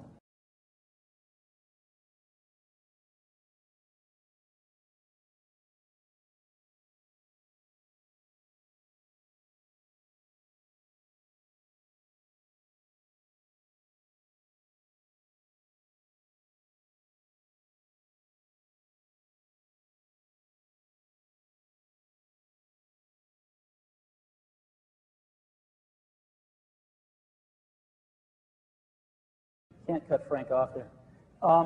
Here's another one that's really wonderful. This is phenomenal.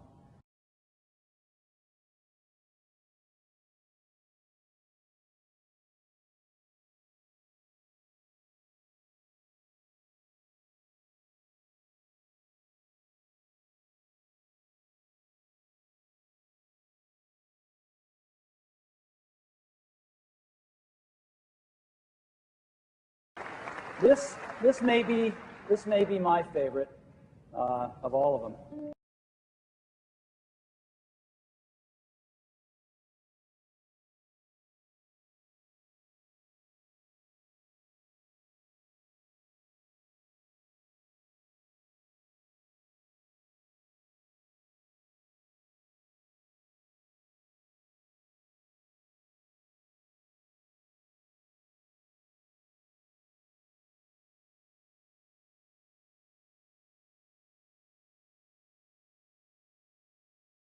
Well, let me give you an example.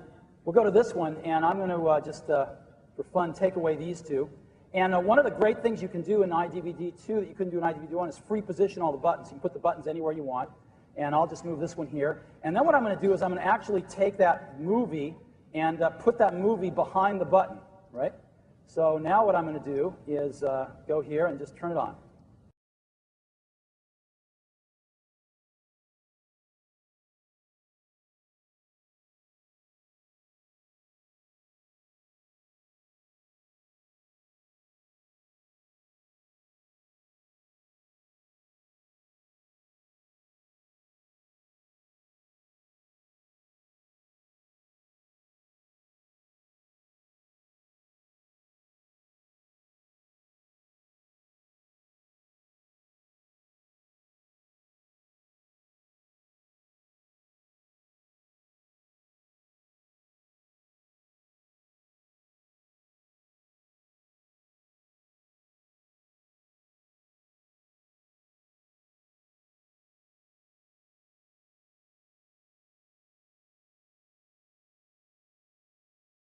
So you get the idea.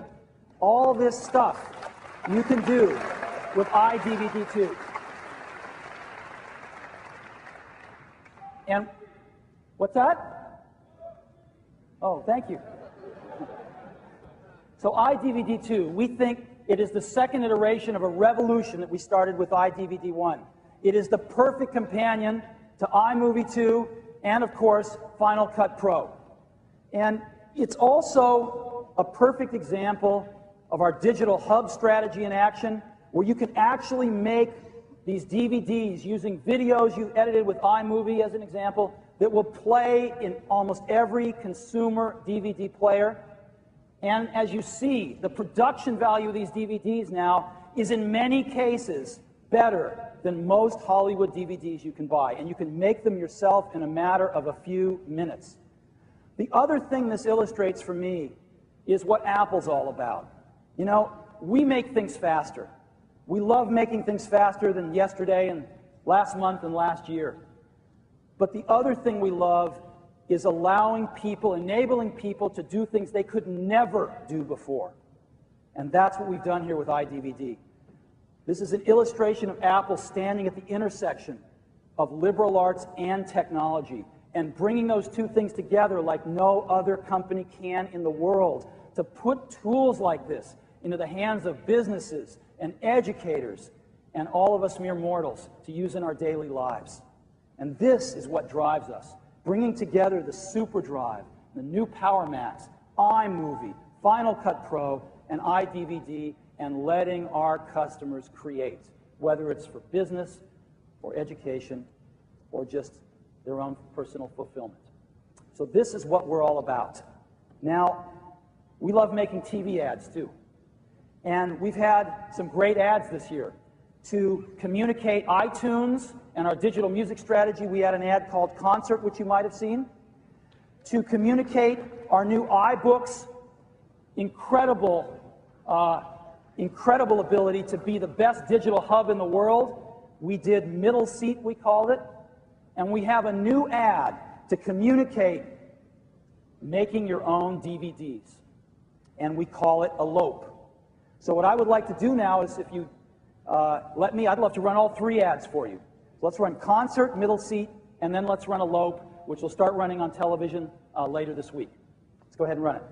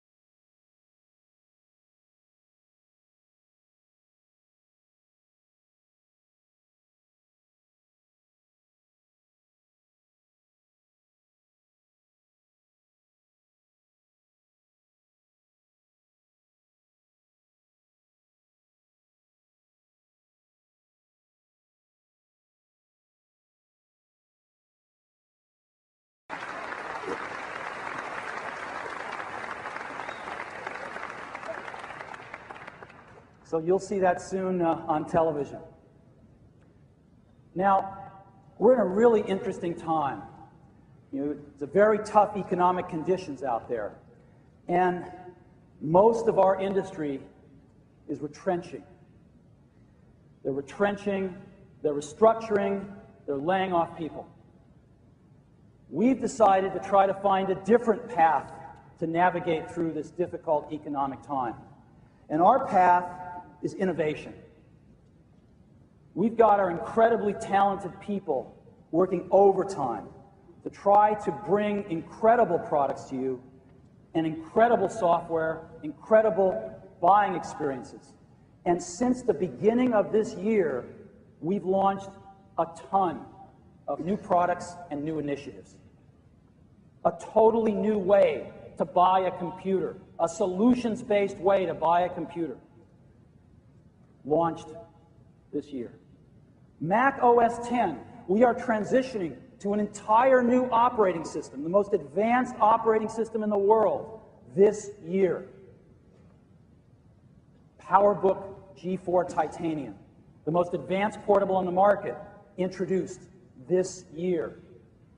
The new iBook the best consumer notebook in the world for home and education use, introduced this year.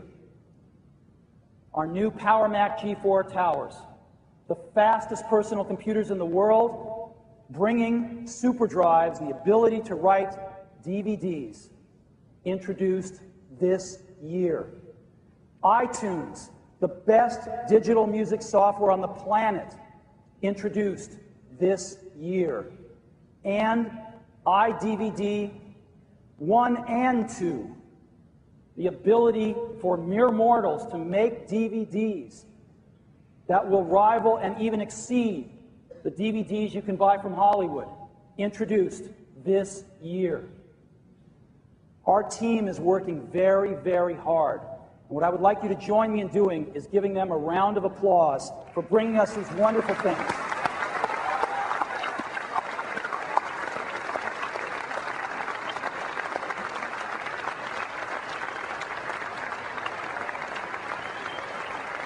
And I'd like you to join me in one more thing. Our folks are working really hard. They're working a lot of hours. And I would like to ask you to give me a round of applause for their families, for their spouses, partners, and children who have not seen enough of them this year.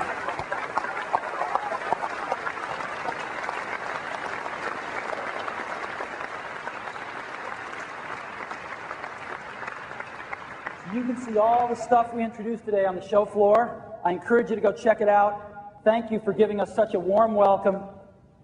See you again soon.